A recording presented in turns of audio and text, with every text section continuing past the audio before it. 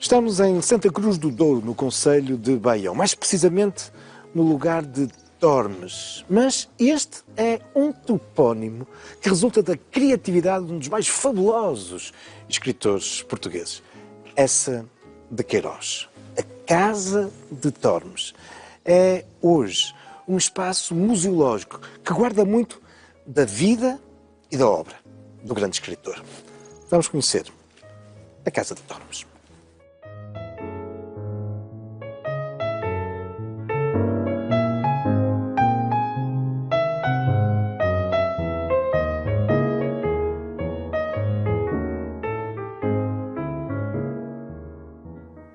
Nascido na Póvoa de Varzim em 1845, José Maria de Eça de Queiroz é um dos maiores escritores em língua portuguesa de todos os tempos.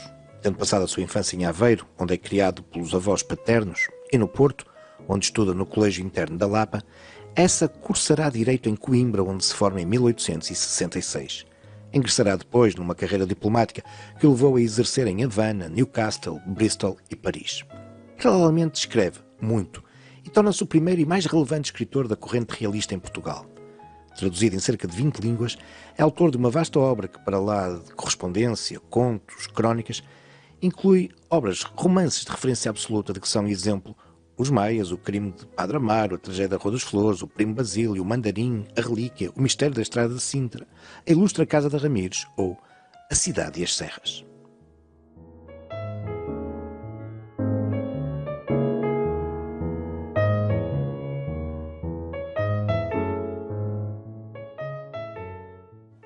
Este belo espaço museológico, este Museu Queirosiano, de resto, como toda a Casa de Tormes, é tutelado pela Fundação Eça de Queiroz. Anabela Cardoso é diretora da Fundação.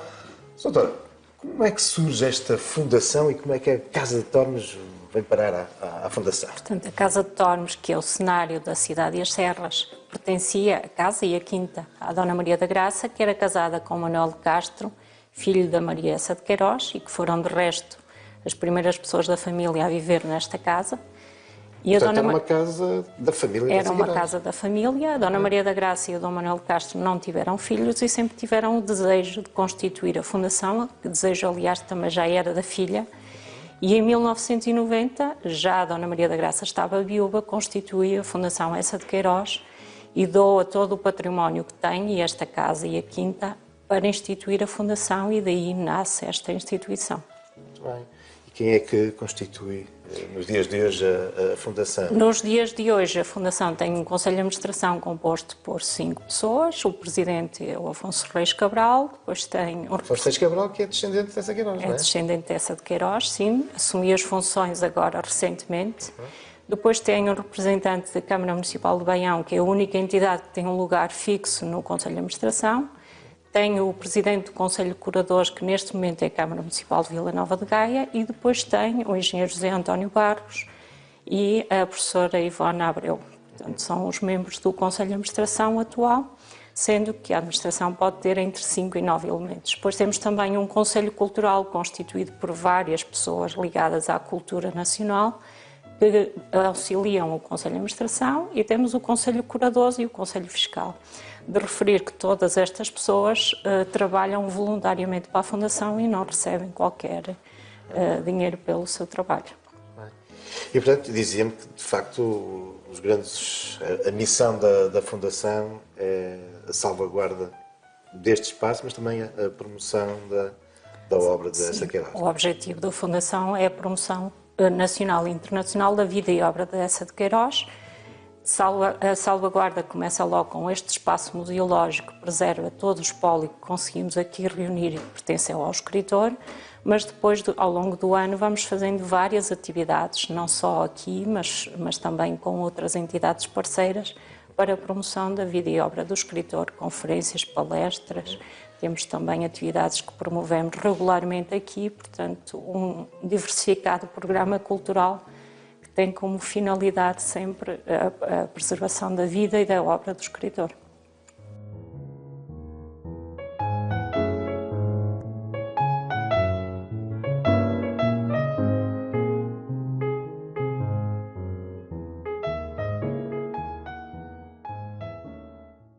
O O romance A Cidade e as Serras, publicado postumamente após o falecimento de Eça de Queiroz em Paris em 1900, decorre entre a capital francesa e Tormes, uma povoação fictícia, inventada pelo escritor, mas claramente inspirada nesta propriedade da família da sua esposa em Santa Cruz do Douro, no concelho de Baião. O sucesso e impacto do romance, com muito de autobiográfico, nomeadamente nesta redescoberta dos prazeres do mundo rural por alguém que chega do bulício da civilização, foi tão grande que acabou mesmo por rebatizar esta quinta a Casa e até a estação ferroviária de Aregos, localizada nas proximidades, com a designação pela qual são hoje mais conhecidas. Tormes.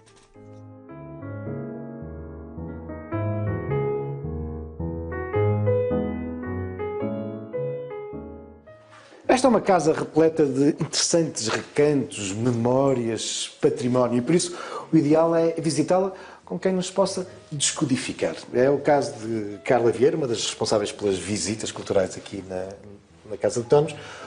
O que é que nós aqui podemos encontrar? Assim, nós aqui no fundo tentamos fazer com que os visitantes sejam transportados numa viagem pelo mundo biográfico e literário dos escritores. A Casa de Tormes foi herdada pela esposa do Eça, pela Dona Emília, em 1892, e tudo isto serviu de inspiração para o Eça criar o conto A Civilização e mais tarde A Cidade e as Serras. Por isso, no fundo, quem vem até nós está dentro da história, está dentro do cenário real e ficcional de Eça de Queiroz. Entretanto, aqui nesta casa, nós convidamos as pessoas a conhecerem um bocadinho sobre a vida, sobre a obra de Eça de Queiroz, ao mesmo tempo que vamos passando pelo espólio que um dia lhe pertenceu.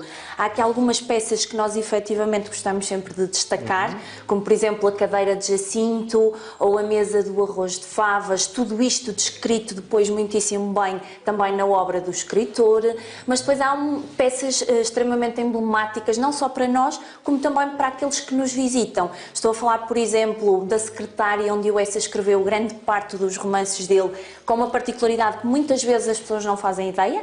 O Eça escrevia em pé, portanto ficamos ali, dá para percebermos efetivamente a altura do escritor, mas não só.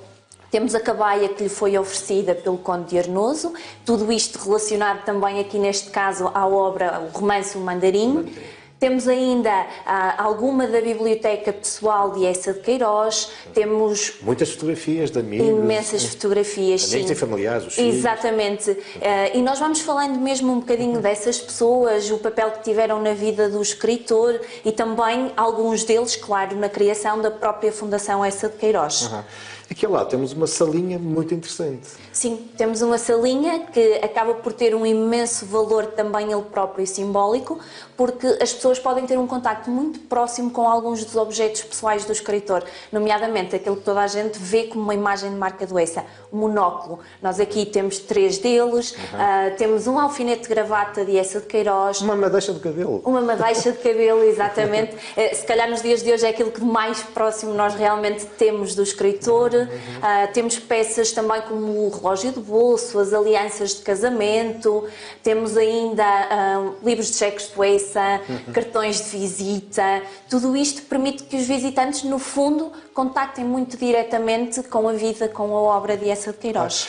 E vocês têm aqui muito espólio que só é exposto pontualmente, não é? Atualmente têm ali os passaportes, não é? Exatamente, os vários passaportes originais pertencentes ao Eça. Inicialmente tivemos em exposição as primeiras edições de toda a obra do escritor.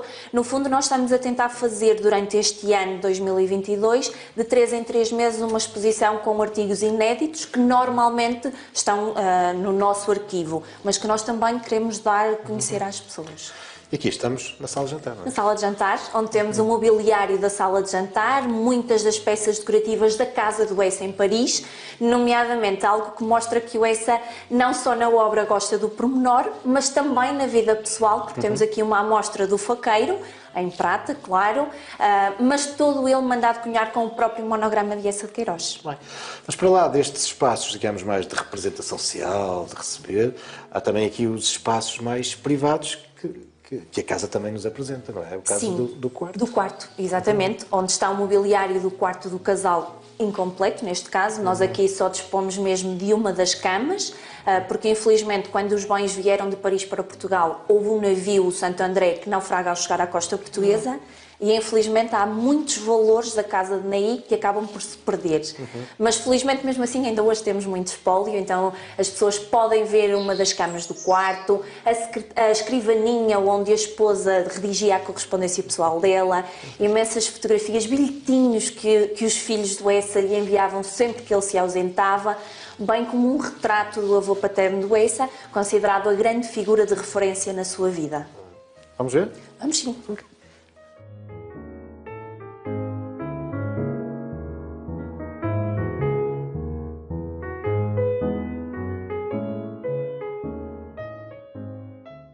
Para lá dos espaços musealizados da exposição permanente, a Casa de Tormes inclui outros espaços que merecem visita. É o caso da loja, do auditório, mas também, e já no exterior, da capela, os jardins e a própria quinta, que inclui uma vasta área de vinha e por onde corre igualmente parte do famoso Caminho de Jacinto, o penoso, mas belo e bucólico percurso que a personagem principal do romance A Cidade e as Serras tem que vencer, desde a sua atribulada saída na estação ferroviária junto às margens do Douro até estes altos serranos.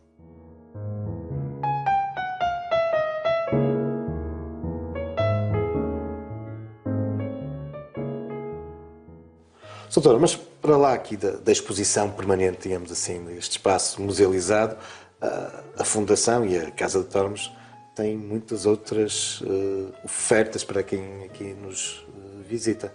O que é que aqui podem encontrar? Portanto, este espaço está aberto todos os dias, menos à segunda-feira. Funciona regularmente e anualmente. Mas, para além disso, nós desenvolvemos várias atividades ao longo do ano. Teremos já em julho o curso internacional de verão, que este ano tem a temática relacionada com a gastronomia queirosiana.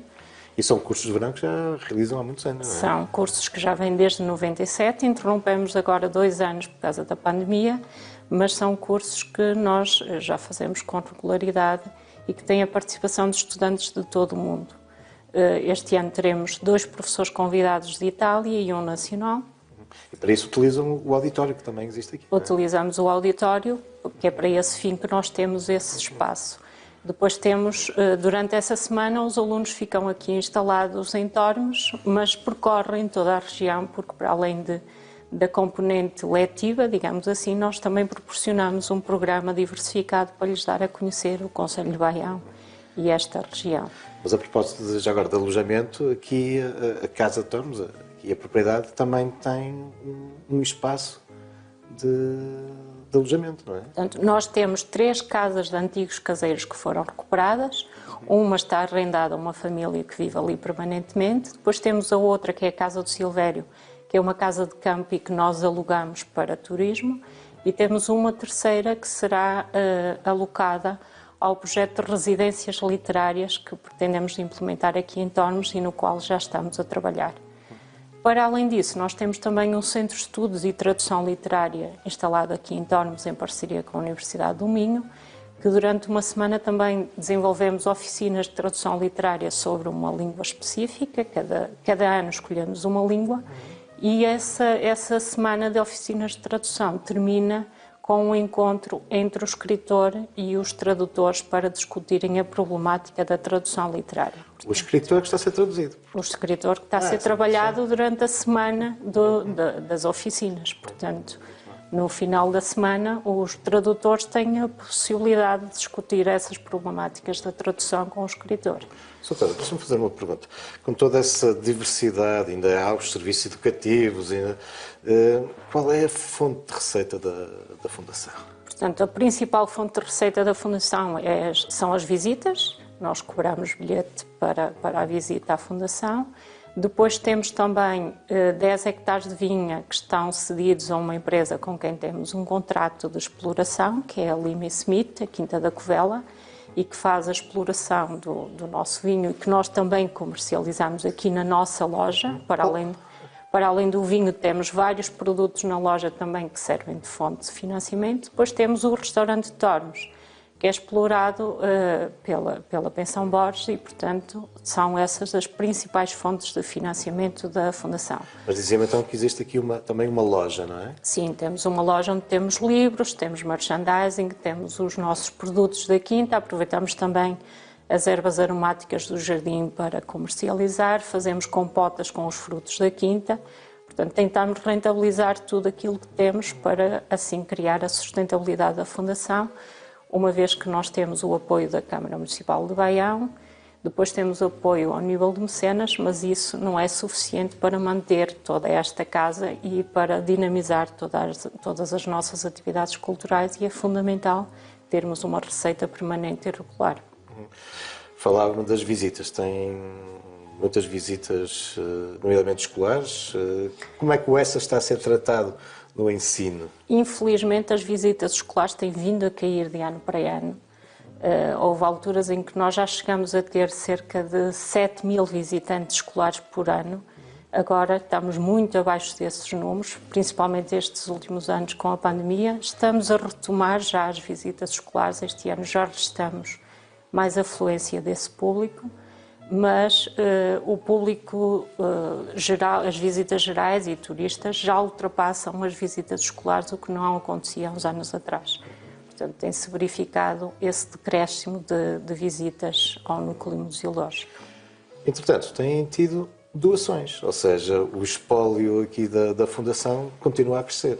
Sim, durante o ano de 2020 faleceu o engenheiro Luís Santos Ferro, que era um grande amigo da Fundação, um grande queirosiano e que tinha uma coleção incrível de todas as primeiras edições do escritor, de muitos estudos que ele foi colecionando ao longo da sua vida, caricaturas, uma série de documentos que, quando da morte dele, a família entendeu doar à Fundação porque considerou que aqui era o local ideal para ter concentrado todo esse espólio. Nós criámos numa sala que temos aqui na casa, um núcleo específico para esse espólio e hoje em dia é possível mostrá-lo aos nossos visitantes e os estudiosos dessa de Queiroz também o podem consultar para os seus trabalhos académicos.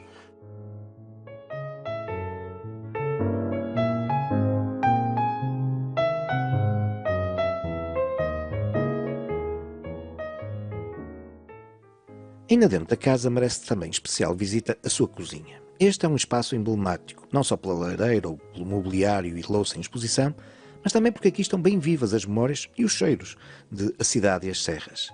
É neste compartimento que Jacinto, o personagem vindo de Paris, se começa a deixar convencer pelas virtudes do mundo rural. E tudo por causa de um famoso arroz de favas que acompanha um não menos delicioso frango alourado.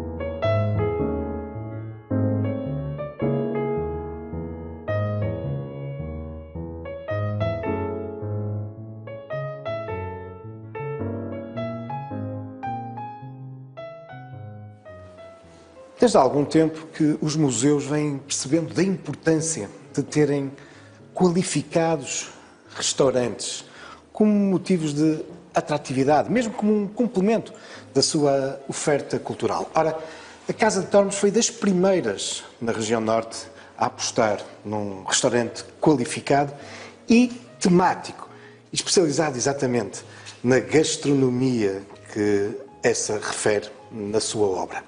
Temos connosco o chefe José Pinto, responsável aqui pelo restaurante da Casa de Tormes. Chefe, foi difícil desenvolver, enfim, conceber pratos inspirados na obra de Essa?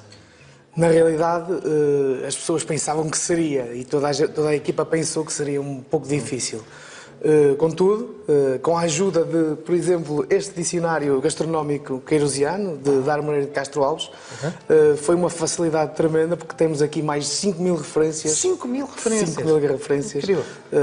Entre muitas outras, o frango arroz de favas, como é óbvio, mas que podemos, então, facilmente criar uma carta com os pratos que essa... De facto, aqui vocês desenvolvem magistralmente. E claro, estava a falar do arroz de favas, que imagino que seja, obviamente, se calhar, o prato mais pedido aqui em Tormes. Exatamente. Acaba por ser quase impossível uma pessoa que venha cá pela primeira vez, nós não aconselhamos a comer o frango com arroz de favas. Primeiro porque as pessoas antes também fazem a visita ao museu e lá têm a mesa onde o Essa come o arroz de favas, tem a cadeira do Jacinto e nós aqui transportamos e continuamos um bocadinho a história daquilo que se passa no museu. E é quase que impossível, lá está, claro, não servirmos o frango. E é fabuloso, eu que o diga, que já o aqui comi várias vezes. Chefe, como é que vem aqui parar?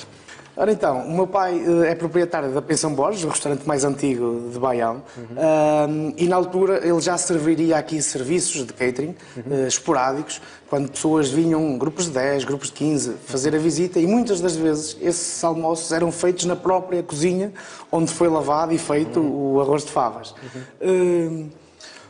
Lá está, como o Joel disse, e muito bem, com este crescente de turismo também na região e tudo mais, houve aqui uma possibilidade de criarmos aqui um restaurante cultural, não é? Conseguíssemos pegar na obra do Essa e metê-la em pratos. Estão abertos mesa todos os dias? Todos os dias, à exceção de segunda-feira. Que é quando a casa está fechada. Exatamente, exatamente. Mas para lá das favas, aqui o vosso menu tem de facto muitas outras iguarias inspiradas na obra do Essa. Quer-nos salientar mais algumas? Sim, não poderia também deixar de referenciar o alho assado, um prato também muito típico daqui da nossa região, que o Essa também descreve na cidade e as serras, mas depois todos aqueles pratos mais sazonais, como a lampreia, na altura dela, também a fazemos, a sopa seca, também muita influência minhota, o leitão, tudo por o Essa ter viajado tanto, temos um receituário muito vasto e muito... Sim. E sei que o chefe também tem feito aí alguma fusão não é, com os produtos tradicionais. Sim. Estou-me a lembrar de uma cavaca. Sim, também por um jovem, não é, como eu, que cai aqui, apesar de ser a minha terra, há também agora uma nova dinâmica de cozinha. E aquilo que eu tento fazer é pegar em novas técnicas de cozinha e adaptá-las e juntá-las à cozinha tradicional, àquilo que já não há nada que alterar nem que inventar, mas que potencializem a sua confecção. Claro. E a verdade é que está a ser um sucesso. Sim, sem dúvida. Vejo sempre cá venham grupos, sim, muitos turistas. Muitos turistas. Tivemos agora esta paragem que pronto, é o que é, mas já notamos outra vez tudo a animar bastante para este verão ser um sucesso. Muito obrigado. Vamos usar por ali.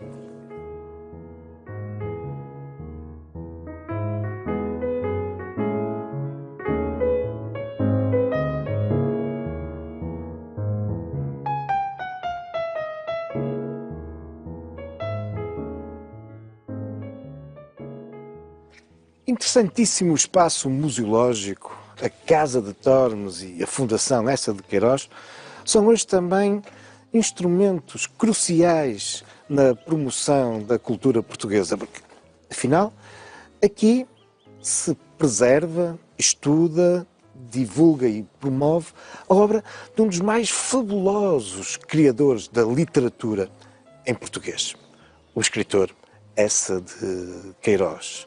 Mas este é um espaço que nos convoca também para uma viagem no tempo, a esse tempo dos finais do século XIX, de Essa de Queiroz. E um espaço onde, mais do que um confronto entre as cidades e as serras, aqui se faz uma síntese, que afinal é também a síntese da própria vida do escritor, entre o mundo urbano, o mundo das grandes cidades do país e de Paris, com todo este ambiente bucólico debruçado sobre o Rio Douro. Venha visitar a Casa de Tormes.